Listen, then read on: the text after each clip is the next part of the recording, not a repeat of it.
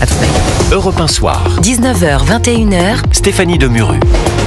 Et on se retrouve avec nos deux débatteurs de la première heure, Vincent Roy, Philippe Guibert. Merci d'être avec moi, messieurs. On va commenter avec évidemment plaisir. Allègrement, mais enfin là on est plus dans l'attente avec vous, n'est-ce pas, de cette allocution d'Emmanuel Macron qui va s'adresser aux Français. On va aller demander également à notre invité politique Guillaume Bigot, député RN du territoire de Belfort, ce à quoi il peut s'attendre, à quoi on doit s'attendre. Bonjour Guillaume Bigot. Oui, bonsoir Stéphanie. Bonsoir à vos invités aussi. Bonsoir Guillaume. Bonsoir. Et à nos auditeurs, bien sûr.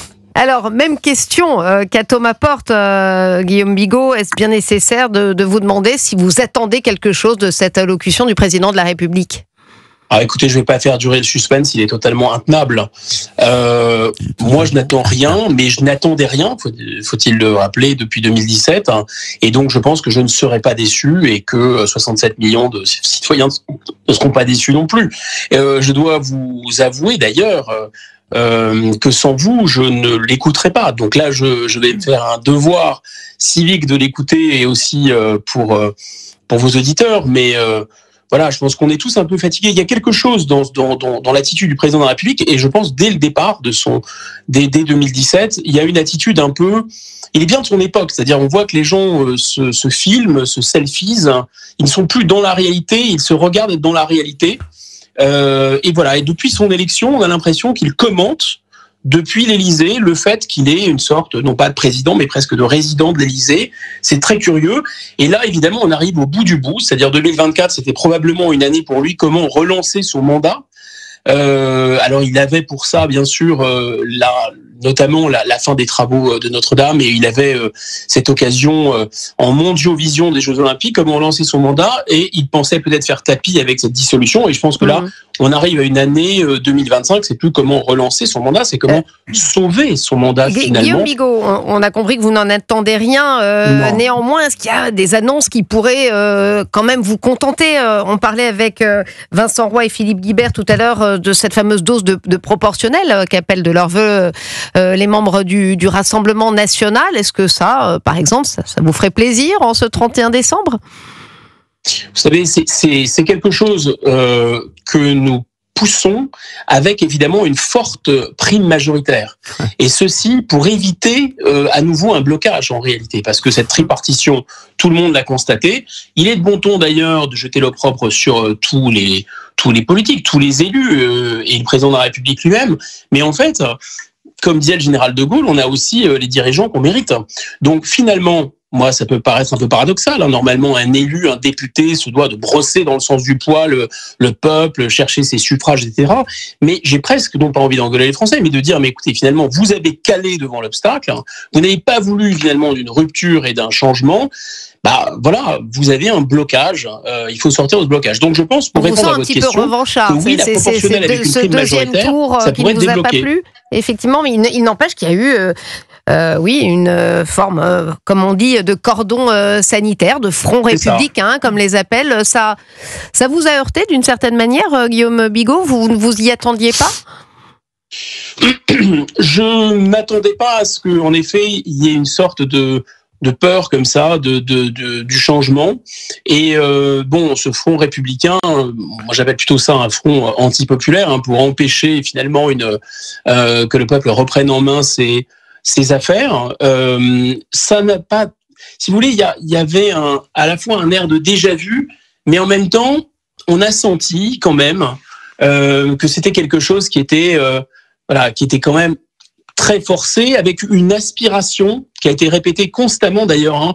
Il faut faire comme les pays du Nord, il faut faire comme les pays comme l'Allemagne, c'est-à-dire des grandes coalitions, que tous les politiciens se donnent la main finalement et s'entendent pour faire des programmes de coalition consensuels. Bon, outre le fait qu'en Allemagne en général ça marche pas très bien, là en France c'était juste incohérent. Enfin, des gens sont votés les uns pour les autres, mais n'avaient rien d'autre que le refus du changement à proposer à la population. Donc je pense que les Français, la prochaine fois, ça va être quand même beaucoup plus difficile de refaire ce coup du soi-disant barrage républicain. Je dis soi-disant, évidemment, les électeurs sont bien sûr libres de voter ce qu'on leur propose de voter, mais il n'y avait rien de républicain là-dedans. Il faut-il le rappeler, la République, c'est quand même le pouvoir du peuple, par le peuple et pour le peuple. Philippe Guibert, vous vouliez interpeller Guillaume Bigot ? Oui, bonsoir Guillaume Biot. Bonsoir Philippe. Non, 6 mois après de ce scrutin, est-ce que vous avez des autocritiques à faire quand même sur cette campagne des législatives? Parce que je veux bien qu'on explique à chaque fois que c'est de diaboliques manœuvres politiques qui ont empêché le Rassemblement national d'obtenir cette majorité. Enfin, si les Français, une majorité de Français n'ont pas eu envie ou ont eu peur, comme vous le disiez, c'est qu'il y a aussi des raisons. Et ces raisons, elles tiennent peut-être au programme, à certaines candidatures du RN. Bref, que le RN s'est pas complètement dédiabolisé, non? Écoutez, ça a été abondamment repris par les dirigeants de ma formation politique. Donc, après les élections, ce mea culpa en quelque sorte a été fait, et plutôt 2 fois ou 3 fois qu'une. Donc, ça servirait absolument à rien. Je pense que, si vous me posez la question, je pense qu'on est à côté de la cible. C'est-à-dire que c'est l'écume, ça existe, il y a des défauts, mais dans tous les partis, il y a des défauts. C'était un peu ni fait ni à faire, mais il y avait des choses qui étaient ni faites ni à faire. Mais en fait, c'est plutôt, à mon avis, ce qui est plus intéressant, c'est le fond. C'est-à-dire qu'on est dans une société française où il y a une paralysie, en fait. Chacun a quelque chose à perdre. Finalement, peu ont à gagner du changement. La France elle-même aura à gagner du changement. Le peuple français dans son ensemble aura à gagner du changement. Mais chaque petite corporation, chaque petite partie de la société a quelque chose à perdre. Si vous relisez L'étrange défaite de Marc Bloch, on en est là. C'est-à-dire que chacun a son petit bout de fromage, son petit bout de beefsteak.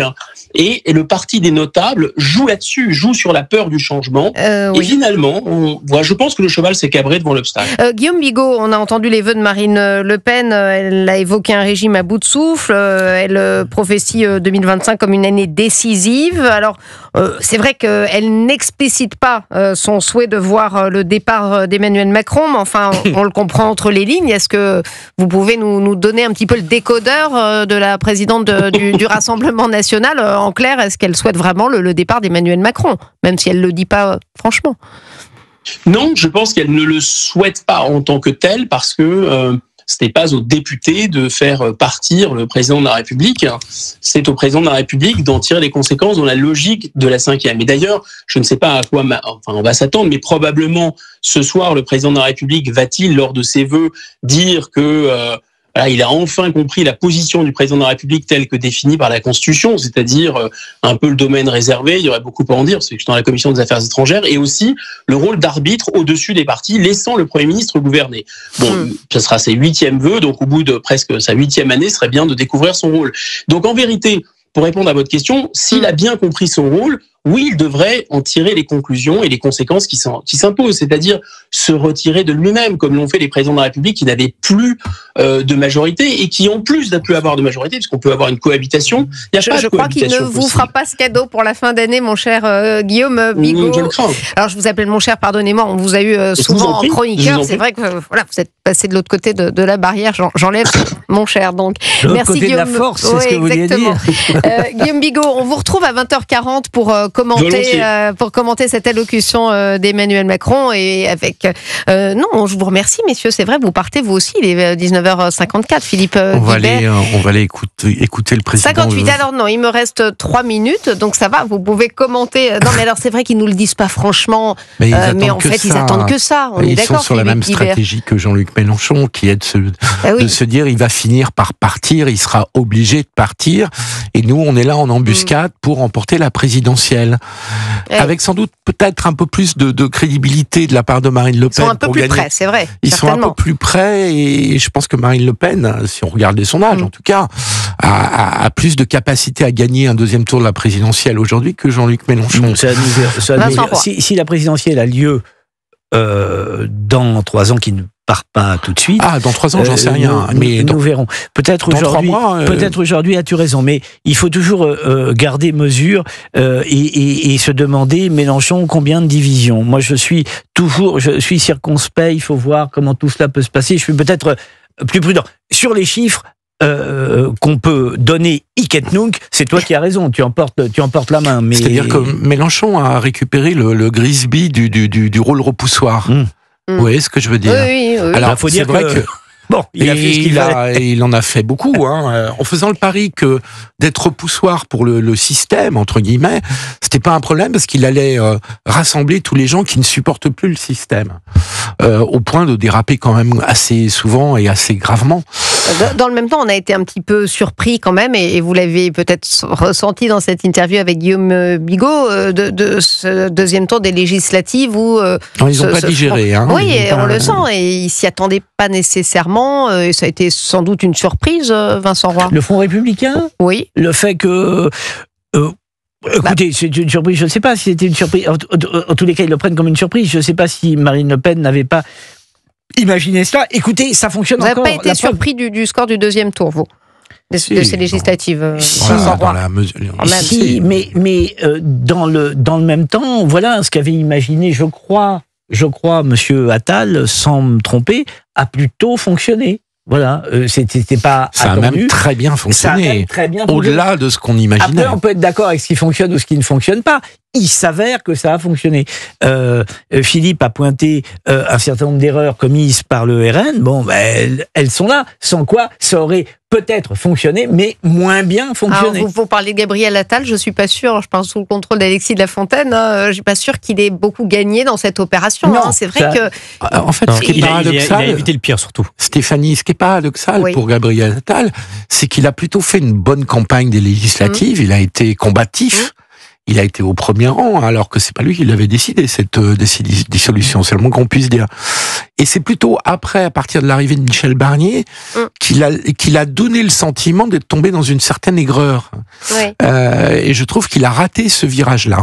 Alexis de la Fontaine. Surtout après la passation de pouvoir qu'il a eu avec Michel Barnier. Voilà. Michel Barnier a subtilement un petit peu tâtelé le passage de Gabriel Attal à Matignon. Ce que Gabriel Attal n'a pas du tout digéré, et à partir de ce moment-là, il s'est petit à petit mis dans une opposition interne à Michel Barnier. Qui a fait beaucoup de mal à Michel Barnier. Notamment sur le budget, c'est ce qui a provoqué sa chute. Exactement. Alexis de la Fontaine, vous restez avec nous s'il vous plaît. Je remercie Vincent Roy et Philippe Guibert. Est-ce qu'on peut dire tout le plaisir qu'on a d'être reçus au micro de Stéphanie Demuru, que je ne connaissais pas. C'est à la fois l'alliance de l'intelligence et de l'élégance. Oh, merci beaucoup Vincent Roy. Je ne saurais mieux dire. Je vous dis ça sans Merci beaucoup, et on se retrouve demain d'ailleurs pour commenter ce lendemain d'allocution. Merci beaucoup, à tout à l'heure.